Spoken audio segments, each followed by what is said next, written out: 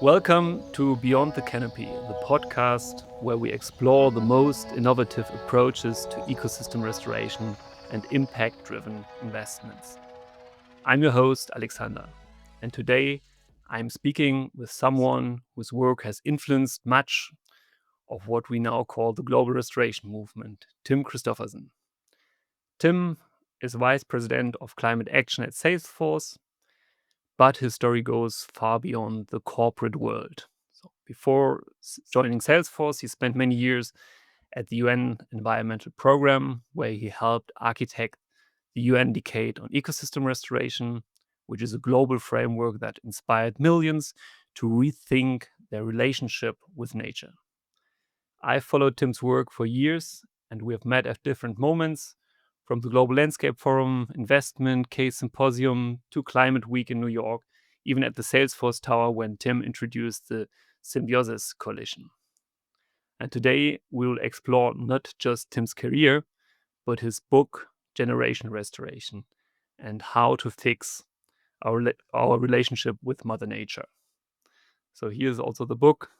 Looks pretty nice. It's a book that blends science, storytelling, and strategy to help anyone, so from policymakers to everyday citizens, to understand the necessity and what it takes to heal the planet. Tim, a warm welcome to Beyond the Canopy. Thank you very much, Alexander. It's very nice to see you again. And thanks for having me on the podcast. Yeah. So let's really start with the roots and the motivation also for this book. You have an outstanding career, and we will come to it in a moment, but you are not usually in the business of writing books. And to be honest, I was curious to find out if your book really lives up to your career path. And I read it. Early spoiler for those maybe you do not want to wait till the end of the podcast. The book is really worth reading. I would say it's really outstanding. But maybe you can tell me, what does it take to write such a book? Yeah, thanks. I never thought I would write a book, but then I have a high school friend who is an author, and we had a high school reunion a couple of years ago. And when I told him what I do, and said, "Wow, that is really interesting. You should write a book." And then he helped guide me through this process of finding a publisher, and it's its own universe to write a book. And it took me, I would say, the better part of 2 years to finish it, but it was a really worthwhile process because many of the challenges we face in our time don't fit into 140 character tweets or sound bites or even short form social media videos. You need longer and deeper reflection on how we can fix, in this case, our relationship crisis with Mother Nature, which is what the book is about. And I really got to like this ability to write and not be constrained by 100 words or 200 words. And this is also why I like the podcast format, because it gives you a chance to really dive deeper into what are the underlying reasons for the problems, or you could say the poly crisis that we face of climate change, biodiversity loss, pollution. These are all symptoms of some deeper misalignment between humanity and nature. And that's what I explore in the book. Yeah. Yeah, and this is also what I feel. So when I've read it, it feels very personal. So you've written about your grandfather in Germany and how he inspired your relationship with nature. How does that early experience influence the work you're doing today, especially now that you operate on a global and corporate stage? Yeah.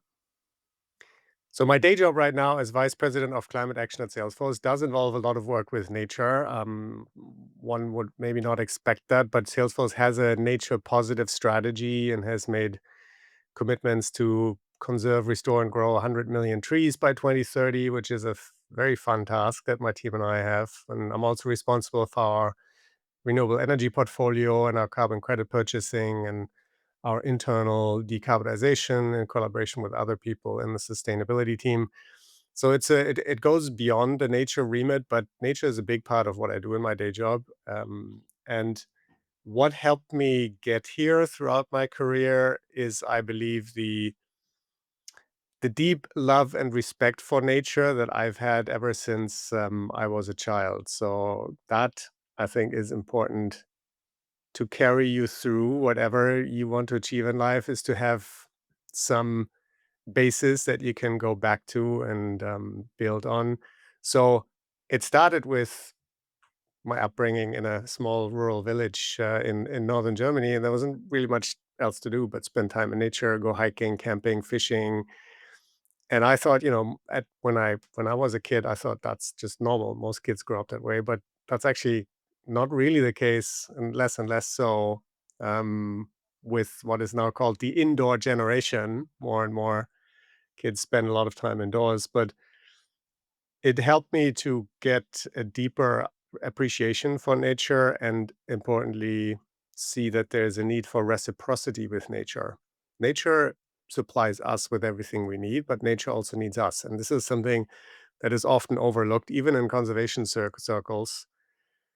There is this narrative that nature would be fine without us, and that might be true, but that's not the point. It's not the point of why we need to have a healthy relationship with nature, because it's also about the relationship we have with each other and the role we play as humans on this planet. So that's what the book dives into. It's a pretty big topic, as I found out when I was researching for it, but it's really worthwhile to go into that in a bit more depth, because it's so important for the crisis that we're currently in.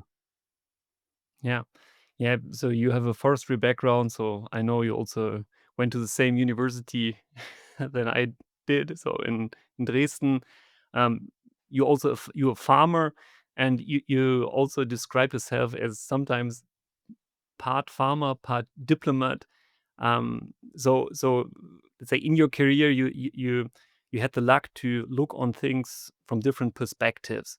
And how has that helped you navigate between the policy, the business, and of course the nature side? So I've worked for a national government in the beginning of my career. Then I was briefly at the European Commission, and then 5 years with the International Union for the Conservation of Nature, and then 15 years with UNEP before joining the private sector. So indeed, I've Mm. worked for the UN, an international organization, for a government, for an NGO, now the private sector. It's like taking a long walk around a mountain. You look at the same issue from different perspectives, and what you realize is that for everybody who wants to achieve the same goal, there are different paths to take, but everybody, in a sense, wants to be on the same journey, and connecting and linking and exchanging information between especially public and private sector, but also civil society, governments, and private sector is really important and helpful. I believe that all the delta for collaboration we need, all the improvements and speed and scale for climate and nature action, lies in collaboration. It doesn't lie in individual actors necessarily doing more, even though that is a big part of it and we can all do more. But a lot of potential lies in better collaboration. And for that, it's helpful to understand the different perspectives of public sector, private sector, science, civil society, and how they can come together. Yeah, yeah. You spend a long time of your career developing this UN decade on ecosystem restoration within the UN, and this book. What was it part of a longer vision to give that decade also a voice? So the UN Decade on Ecosystem Restoration was adopted as a UN resolution by the General Assembly Mhm. in 2019, and it covers the years 2021 to 2030. Exactly. And Yeah. when UNEP and FAO were tasked with leading the decade, um, we had an early brainstorming meeting, and there was this brilliant young woman called Salina Abrams, who's now chief of staff at ICRAF, who came up with the hashtag Generation Restoration as a way Um, to show to everybody who wanted to be involved in the UN decade but had no link to the United Nations, to get involved and show their support, but also be supported by an overarching narrative and movement. So, in a sense, it's a movement of movements. And if you go on Instagram right now, where I'm not so active, but probably many of your listeners are, and you search for hashtag generation restoration, there's I think about Hmm. 140,000 posts or so. So there's really like it's almost like a groundswell of interest in regenerative agriculture, restoration of ecosystems, and connecting, and that makes me very hopeful. So setting up the UN decade and writing the strategy, Uh-huh. we really took a long-term view of global ecological literacy, of a multi-generational approach to restore planet Earth. And many of those things I pick up again in the book, but hopefully not written in a UN technical style of a UN decade strategy. Although that is also a good document, but I try to write in a more Make it more easy, accessible. Yeah. easily readable, accessible style with stories from around the world, with key Yeah. projects that I've observed, both successes and failures of restoration projects. Sometimes we learn more from failures than from success, by the way. So this is what I try to do in the book. It is a continuation of my work in some way, but 5 years ago I didn't plan actually to leave the UN. It was just the offer from Salesforce that I found so intriguing. Um, so I didn't plan to write a book, but I think it's now, as we're in the halftime of the UN decade, it's a very good time to take stock from a different perspective and hopefully also bring the UN decade to even a broader audience that is not normally reading UN updates or UN reports or newsletters. So hopefully the book will resonate more widely also beyond our regular audience that Yeah. does follow these issues. Yeah. Yeah. Well, when I picked up the book the first time and looked at the title, I did not immediately catch the connection between, let's say, the UN indicator on ecosystem restoration. I was first thinking about something like Gen X, Gen Z, so generation restoration. Maybe it could hopefully be at some point a time for a new period, right? So yeah. That Anyhow, that is actually exactly why we opted for that hashtag, to show that this is a task for anybody alive today. It doesn't matter if you're a millennial or a Generation X like myself or Gen Alpha or a boomer. This is a task for everybody. And actually, UNEP ran a great campaign at World Environment Day 2 years ago about that theme of this is not if you're Gen X, you achieved something remarkable, but this is now the task for all of our generations. So yeah, they played on that theme very cleverly. And you're yeah, right. It's the hopefully what people will remember about yeah, this hashtag and the generations, so the UN decades approach to unite also across generations, people who want to live on a cleaner, greener, healthier, more abundant, more diverse planet with more economic opportunities, which all of which you can get from ecosystem restoration. yeah, fully agree. So hopefully we will look back at some point and say, well, after generation alpha, we speak about generation restoration. Hopefully. Let's turn a little bit the perspective and go to the philosophical, psychological perspective of the generation restoration. So in your book, you say that you don't just that we don't just face a climate crisis, biodiversity crisis, pollution crisis, but first a relationship crisis with nature. So how can people imagine this? How can they perceive this crisis in their daily lives?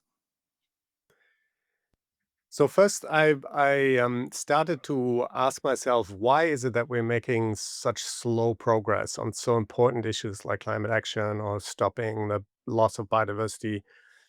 And I came across this saying by an agricultural advisor called Don Campbell: if you want to change small things, change the way you do things. If you want to change big things, change the way you see things. So it is a mind shift that we need rather than just doing things in a different way. So that's when I started to dive a bit more into the into the underlying aspects of what is the driving force behind our extractive world economy. So when you imagine our relationship with nature as something quite literal, imagine you're in a relationship with somebody, and one of the partners in the relationship only ever takes. They take everything, they take attention, they take your resources, they take your time, they never give anything back. I think we all know of such relationships and maybe have been in This one like that. And yeah, those relationships are toxic, they're yeah, abusive. yeah, And this is literally the relationship that we're in with nature. We take, take, take, we don't give anything back.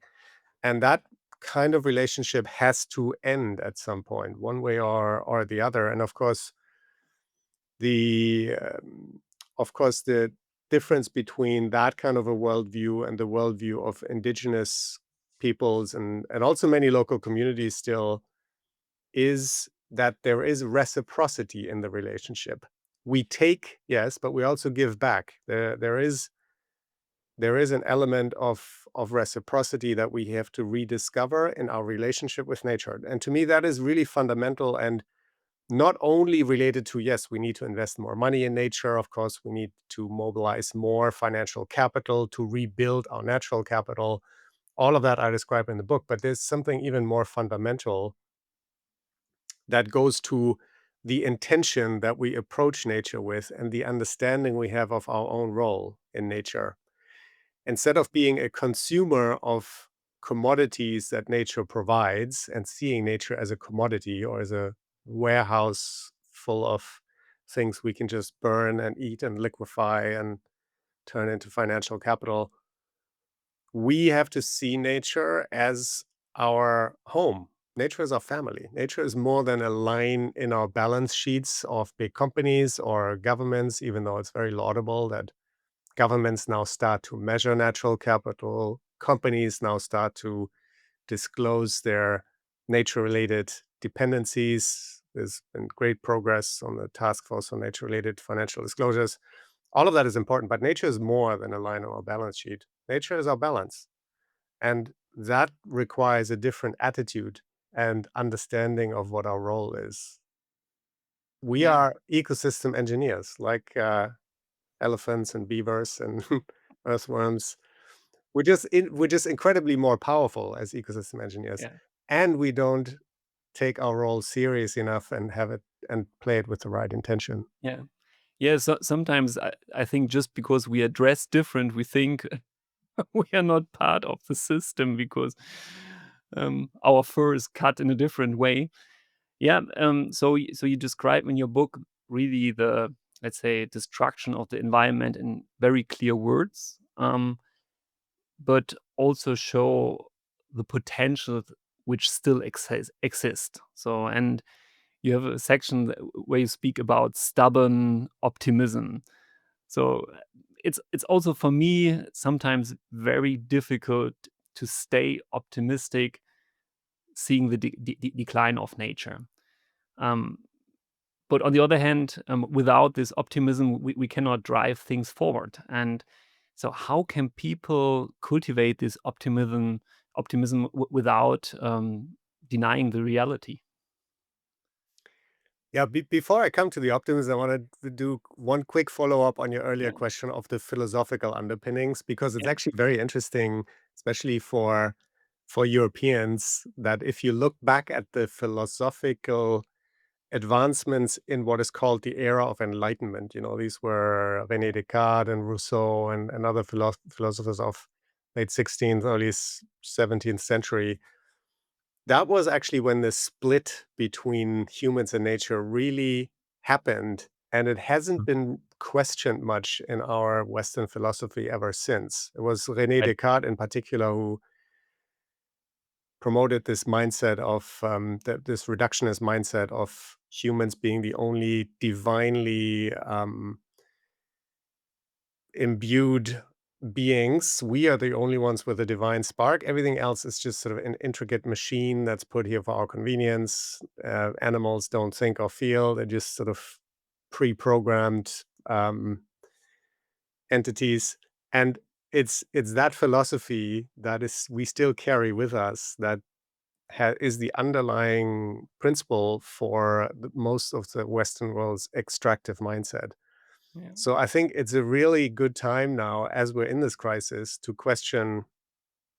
First of all, the era is misnamed. I think it's not really the era of enlightenment in the sense that most people would understand enlightenment. But yeah, coming to your question about optimism, Yeah. there are two kinds of optimism. It's one is unconditional optimism. This is Paul Romer's framework. He's an economist, and I really like this idea that unconditional optimism is how most people, I think, would understand optimism. It's just something that you sit around and you hope for the best. Yeah, it's like a child waiting for presents. You just wait and think, this will all turn out well. That's not the optimism that is helpful, and is also hard to maintain at the time we live in. The other kind is conditional optimism. It's more like a child wanting to build a tree house, and when somebody's so enthusiastic about something and says, "Oh yeah, we can if we get some wood and we get some nails, and then you help me with this, and then you do that," and that child mobilizes its entire neighborhood and relatives, and then they build something really cool. So that child wanting to build a tree house and generating the hope and the action and the momentum to do it, that is the optimism that we need. And it's a mindset. It's not something that happens to you because of what you read in the news. It comes from within. So that optimism is what we need. And I would say it's mandatory in our line of work. As you said, it's hard to stay optimistic, but it is a mental discipline we have to cultivate, because that optimism creates hope, which is the basis for action. Action is the basis for more hope. And suddenly you create a virtuous cycle that is stronger than any of the negative news that we see. And there's, of course, plenty of that. But we are stronger. We have more agency. We have the power to change this, each of us individually, but all the more so if you look at how many people are actually supportive of this idea, of this movement of restoring nature at large scale. Yeah. Yeah. So I cannot cite it correctly, but Jane Goodall, which unfortunately passed away very recently, put into your forward a sentence that stuck in my mind that says, "If we are the most intelligent species on planet, if that's true, why are we destroying our home?"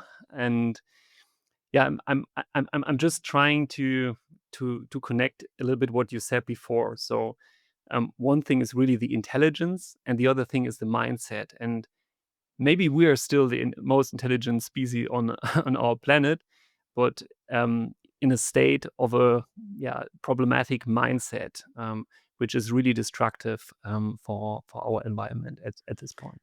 Yeah, what Jane wrote in the forward was, in fact, that we're undoubtedly the most intellectual species on the planet, but we're not the most intelligent, because Yeah, otherwise we wouldn't be destroying our only home. yeah, And that is it is a powerful sentence, and also an interesting sentence to question what is intelligence, because we normally equate intelligence, also in the current discussions about artificial intelligence, yeah, with computing speed and reasoning ability and efficiency. And those are all useful things, but any pocket calculator can then be intelligent if you make that your yardstick of intelligence. What you need, together with that kind of ability to reason and compute, is wisdom and consciousness and a moral compass, all of which is necessary to make the right decisions. So I'm also not really always in agreement with my techno optimist friends in Silicon Valley that AI will allow us to colonize the entire galaxy, because we'll have self-replicating robots with consciousness and artificial general intelligence. I think the view of intelligence is much too narrow that we currently have. And if we need to become much more intelligent as a species. But that's also what Jane says in her foreword, that that's the next necessary step in human evolution, that we understand better what our role is on this Yeah, planet. yeah. And I would also say that intelligence alone is not sufficient. So you also need the imagination, right? So the imagination of a future in order to become creative to get there. So it's intelligence as a standalone is not sufficient here. Um, yeah, I really want to go to a very simple question. So you speak a lot about ecological literacy. Um, what does ecological literacy look like in practice, and how can we make it a basic skill within society, such as reading, mathematics? So, um, what are your ideas on that? Yeah, let's start with the root of the word ecology, which oikos is ancient Greek, means our common household or our common home. And ecology is the knowledge of that common home. How do things work on planet Earth?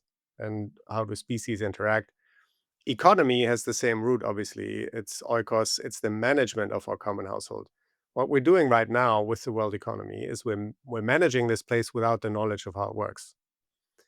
So ecology and economy need to be reunited as one holistic understanding. And for that, we need ecological literacy. Mhm. So it's not a luxury to have so you understand better how nature works. It's essential for the underpinnings of human civilization, everything from how we produce our food to where our water comes from and our building materials, our clothes. So all of that depends on ecological literacy. And in the book, I describe some very simple steps of how each of us can do that in a fun and an easy way. And it starts with food. Like any good relationship often starts with good food. And when you ask yourself, where does my food actually come from? In terms of who farmed it, where, how did they farm it? Was it regenerative farming? Is it extracting nutrients? Is it degrading the environment? Where do my farmers live? How did the food get here? So that's a really fun way to enter into a new relationship with nature, to understand where your food comes from. Yeah. The second is water. It's perhaps even more essential, but, for many people, water comes from the tap, right? Or if you're fortunate enough to live in a developed country, in many instances, water has to be carried for long distances in developing countries and is getting more and more scarce. So they actually know more than most of us would where water comes from, but explore which ecosystem provides, cleans, filters, stores your water. And usually there's a forest involved for about one third of the big cities in the world. Their drinking water comes from forested watersheds.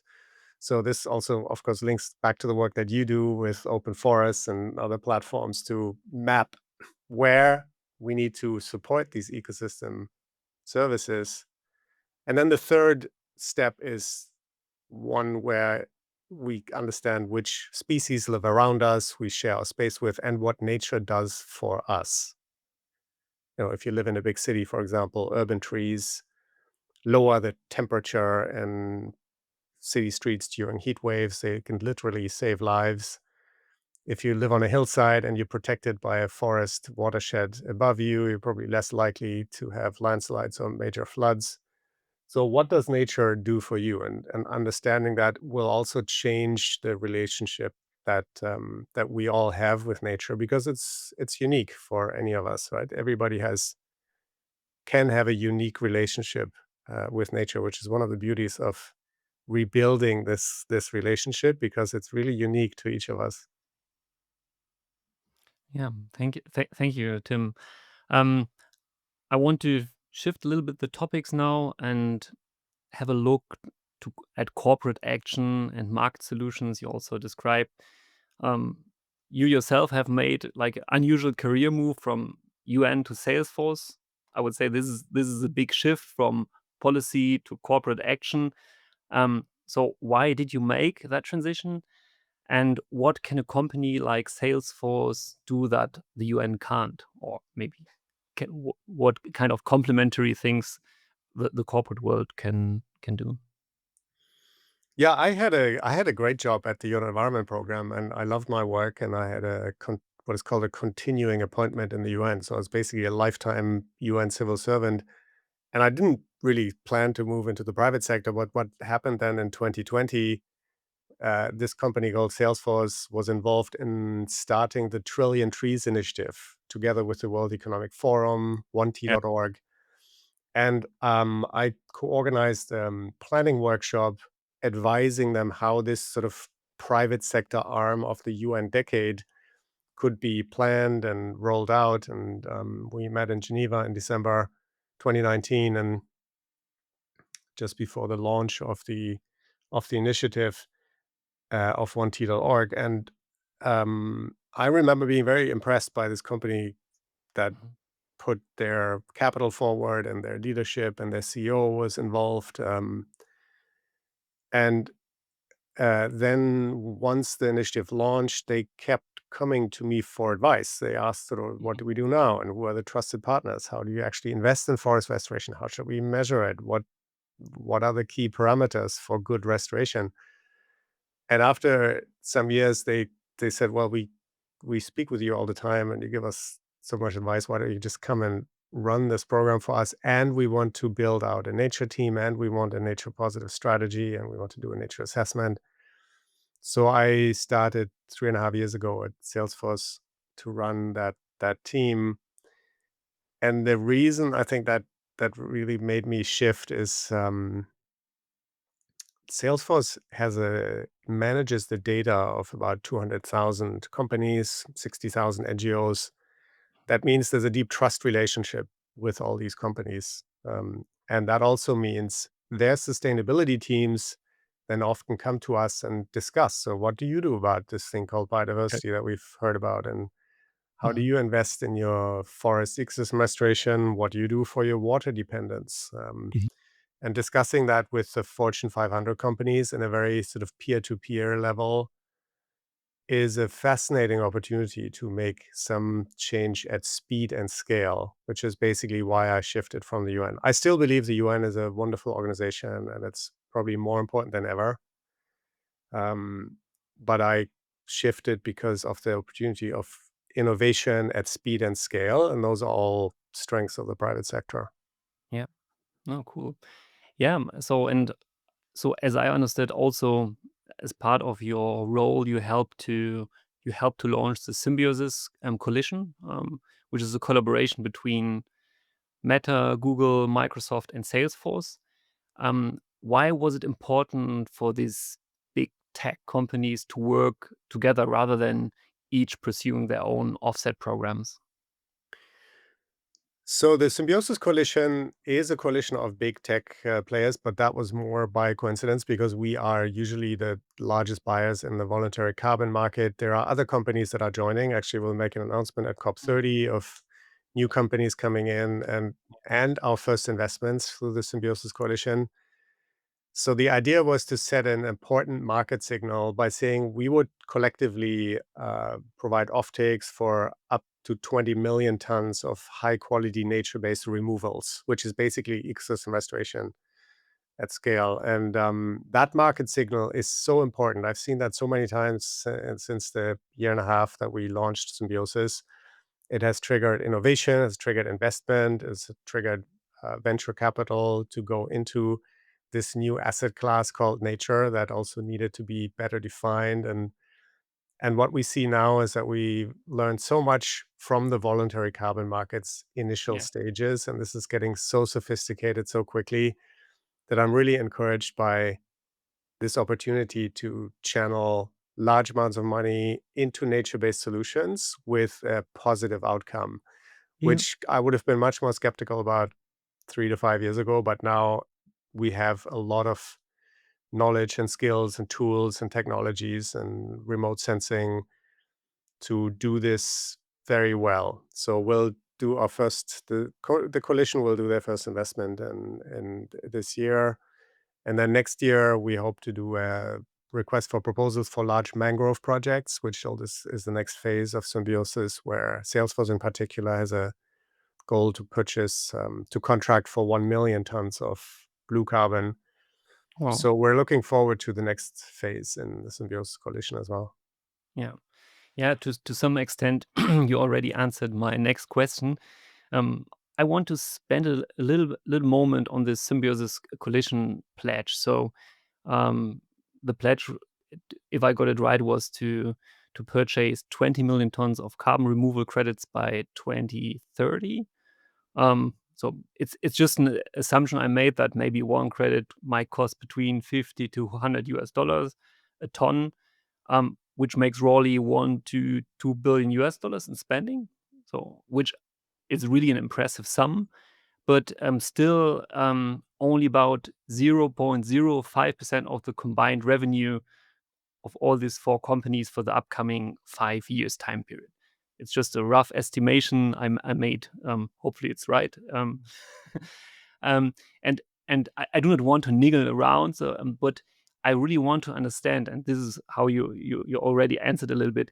How can we motivate corporates to invest at transformative scale? So do we need better data, stronger rules, or even more emotional connectedness in the, let's say, in the executive level? So Well, you're right. It sounds like a big amount, but it's of course a relatively small amount for huge multi-billion dollar companies. But what is important to remember is that these are voluntary payments. It's for yeah, the voluntary carbon market. And I yeah, think as long as this is voluntary, in addition to taxes that companies pay, there will be a limit of which companies engage, because technology companies have usually a very large profit margin. You mhm, go to consumer goods companies or you yeah, go to other companies, profit margins are in the 1 or 2%. And then spending 10% of that on something that you don't have to spend it on, yeah, your shareholders wouldn't agree with that necessarily. So I think the right, only way forward is compliance carbon markets, yeah, where and I really love the example of Querétaro State in Mexico, and I know yep, you're very involved in that, where companies basically have to either pay more yeah, taxes or they can fund carbon projects, and then it becomes something that is not just a nice to have and something to do because you can, yeah, but it becomes part of the cost of doing business. And yeah, there are, of course, more compliance markets coming up around the world.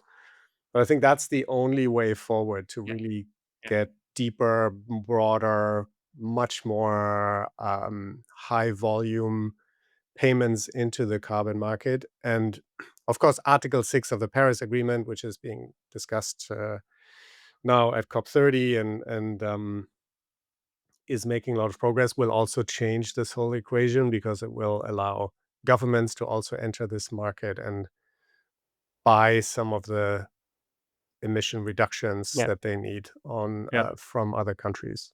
yeah. So basically, what you say is we need to establish rules to create, let's say, fair market conditions where every organization is equal, but these rules should be in favor of our societies, and not at least in favor of the environment, because that's the, as you described, the infrastructure for everything that can be built within economies. So they really depend on nature, not the other way around, right? Yeah. Yes, I think there's two aspects here that are important. One is that in the Article 6 discussions, nature actually plays a role, because that's Mm, in the balance right now. And there are people who say, "Oh, but nature is not mhm. durable," or the term that Yeah. is used is not permanent, because the carbon that is stored, especially in above ground forest systems, for example, can evaporate again, and forests can burn. And this is we should only do things that are last 1,000 years. I think that is a misleading debate, because at large enough scale, forest ecosystems are incredibly durable and resilient, and in that sense permanent. You just need to look at the right scale. But also it neglects the urgency of doing something right now, because every ton of emissions avoided or reduced today is so much more valuable than a ton in 2040 or in 100 years or in 1,000 years from now. So reducing deforestation and reversing deforestation through holistic forest ecosystem restoration is very important right now. And who knows what will happen in 100 years from now or 1,000 years. Hopefully, climate change will be solved by then. If not, I think we'll be in a very difficult situation as human civilization. Yeah. But we have to act with urgency right now. And for that, nature provides the opportunity at scale and at a price that is affordable to do restoration and, of course, more forest conservation. Yeah. Yeah, I really loved three figures you brought into in your book.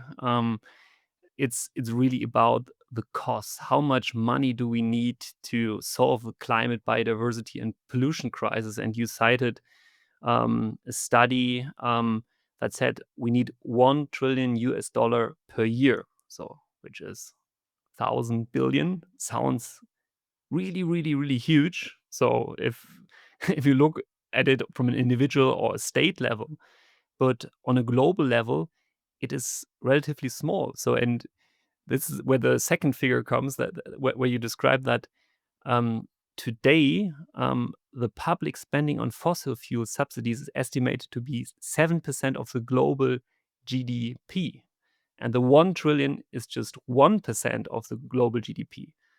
So just imagine taking 1% from the global spending on fossil fuel industry into environmental space is could really do to really big work. And the third figure I also found super inspiring is that um, every US dollar that is spent into restoration and environmental protection is yielding 30 US dollar in nature returns and ecosystem service for the society. So yeah, so just want to maybe park this here. I think there are chances on global level, on policy level, on corporate level, um, yeah, that are really in reach. So they're really in reach. So and this, yeah, gives me to some extent optimism also at this point. Yeah.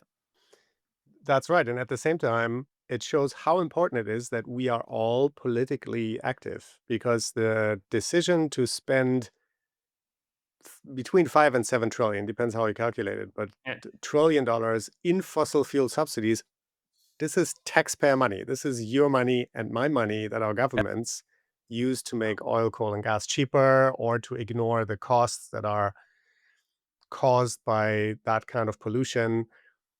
And taking that money instead and doing something useful instead of making the problem worse is a political decision. And that's a decision that all of us can support.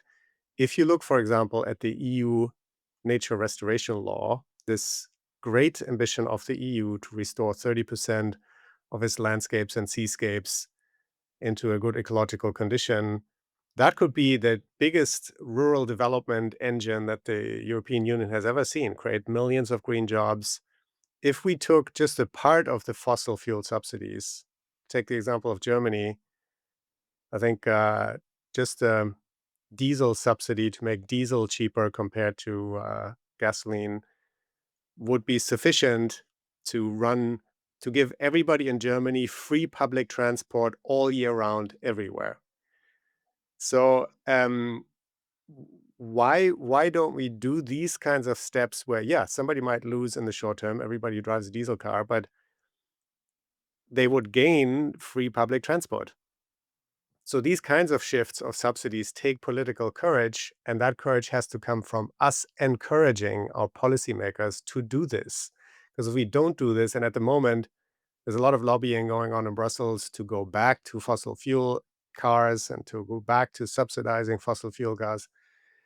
If we fall into that trap, Europe will fall further behind China, and the US is, of course, doing a total flip backwards in terms of fossil fuel subsidies. But this is an opportunity for Europe to really advance and put their money in future technologies. And the future Yeah, is not fossil. for sure. Yeah, for sure. Yeah, thanks, Tim. So now think about yeah, the potential. So if we had big amount of money that's been released by governments, by corporates for projects. So you described in the book several really successful restoration flagship projects. So because we also need big projects to allocate big money. But you also discussed one tree planting project in Madagascar that has failed. So what can we learn from this failure? And how can we make sure that projects are set up well? So just want to give a little bit of an imagination to the funder investor world, where they might have to look at when they allocate their fundings to restoration. So this is at the same time a very fast journey through what the world has learned in the past 5 years in this space. When you think back to 2020 and when we launched the Trillion Trees Initiative, there was this tree hype. You know, Mr. Beast was collecting $20 million to plant trees, and everybody was planting trees because it was just like the seen as the silver bullet for climate change. And so there was a notion to just plant as many trees as fast as possible everywhere. And obviously the people among us who have been in the space for long knew that that was not going to work, but it was at the same time difficult to channel that hype in the right direction from the outset. So what happened in some projects is it was just about how many trees you could get in the ground for as little money as possible, and that was a mistake because it is not a holistic approach. When we did a review of the Salesforce projects, where we've invested 29 projects now, I think, across 15 countries, we looked at many of them that have been successful and some of them that have failed. And the success criteria was always people. It was not actually which tree you plant and where and how, although that's important as well. It is Yeah, what are the enabling condition for that restoration project to succeed. And this is what clearly was overlooked in that project in Madagascar, where it's just about planting as many mangroves as possible in this island in a river estuary. mhm, And what was overlooked is that on the same island, there was a lot of deforestation and degradation yeah, from charcoal burning because the surrounding villages basically needed that income. There were no alternative livelihoods. yeah, So we were, on the one hand, planting all these mangrove pods, and by the way, it wasn't the ideally suited mangrove species even, it was just the one that could be planted faster. And on the other side of the island, people were burning down mature mangroves and turning them into charcoal. So the better approach would have been to create alternative livelihoods, have a holistic approach for the entire landscape, get people to conserve the forest through incentives, let the mangroves regrow naturally. yeah, And that is, of course, now what we are doing and what a lot of people investing in the space are doing is a whole more holistic landscape approach to these large scale conservation and restoration projects. yeah, yeah. It's always tempting to have like numbers of trees, carbon credits. Now people trying to engineer biodiversity credits, and I think they are good also. They are a kind of, yeah, KPIs, um, some valid KPIs, but they have to be embedded into a landscape approach, which has a proper theory of change. So what kind of interventions are needed to get a certain outcome, and on a high level. And as you mentioned, this should at least include the people who are living there. It should include the environment. It should even include the politics, yeah, the local specific conditions to design successful projects. So, yeah, I think that was really a nice learning. Um, yeah, we now come from the corporate perspective back to, um, yeah, individual action, because we have a lot of people listening to this podcast, which are students, investors, entrepreneurs. Um, if they fall in love with this generation restoration idea, where should they focus their energy? What are the most immediate and impactful actions people can take right now? So, Well, first of all, I hope, of course, that they would read the book. I'll just show it again here, Generation Restoration, because there's a lot more in the book than we can cover in, in yeah, 45 minutes in this podcast. But to boil it down, actually, 5 years ago, if you'd asked me this question, I would have said you should look where your money is invested. You should be politically active. You should take an interest in these issues like subsidies and what your money is spent on by taxpayer by the politicians. I think all of that is still important, but what I now put on the top of the list is to spend more time in nature and with nature. Spend more time in nature and listen. And that is not a long to-do list and maybe doesn't sound very practical, but it has a much more profound effect. Because when we spend time in nature, we can observe and understand so much of nature's wisdom, and that will teach us what is right for us to do. What is right for you to do is different than what is right for me. We run this farm, and you mentioned that earlier. We bought a old dairy farm 5 years ago, and it's actually my wife who runs the farm. I'm not a part-time farmer. I get some farm tasks on the weekend when I have time. Um, but what we observe on the farm is that the closer you are to nature, the more you can benefit from nature's flywheel of creating abundance and diversity and productivity. So we are observing and learning from nature every day. And you don't need to be a farmer to do that. I think even if you live in a city, spend more time with nature, listen to nature, start to give back. And the best thing we can give back right now is our time and attention and learn from nature. And again, this doesn't sound very practical, but it is because it's fun, it's good for your health, it's usually free, and it will teach you everything else you need to do. So that's my advice. Spend time in nature. Yeah, thanks.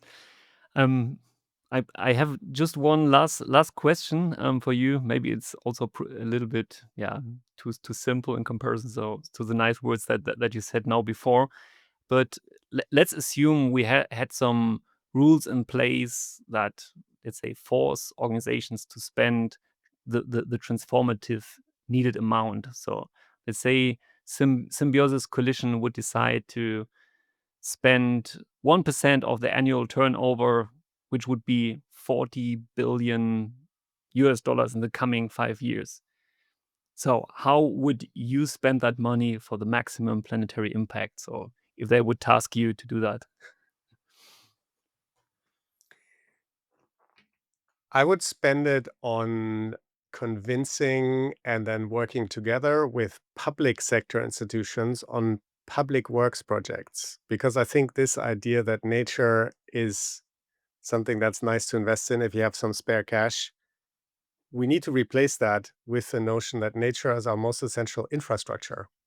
Whether you live in Germany or Peru or Brazil or Australia, we all our cities, all our agriculture, we all depend on nature. So nature is essential public infrastructure that needs infrastructure level investments. So I would take that money and go to the key governments that, like the country of Sri Lanka, they have tea as their main export, but the central mountain range in the country has been deforested. So the forests on top of the mountains don't no longer produce enough water for the tea plantations. I would go to the government and say, what does it take for us to set up a private public partnership where we pick up a $500 million World Bank loan? It is supported by private sector expertise, private sector money, and we just do this at the scale that is needed.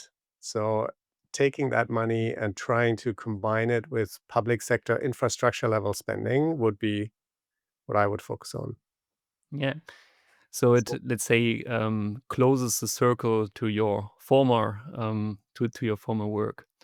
Tim, thank you very much for sharing all your insights and for your leadership in building a bridge between the policy side, the business side, and the nature. it's been a pleasure. Thank you. And thank you also for everything that you do, Alexander. I know that monitoring and assuring we have the best available data easily available is also very important for all these projects. So thank you for what you do as well. Yeah. Thank you, Tim.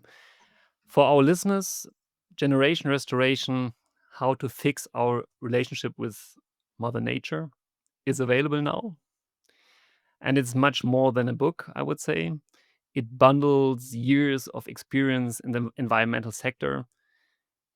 It is ecological insight, example of best practices, strategy, and motivation. So I personally would love to have had this book at the beginning of my own career because I think it's kind of a blueprint of how we can all participate, yeah, in restoring our planet. So so I for myself will stay a stubborn optimist. Thank you for listening to Beyond the Canopy, and until next time.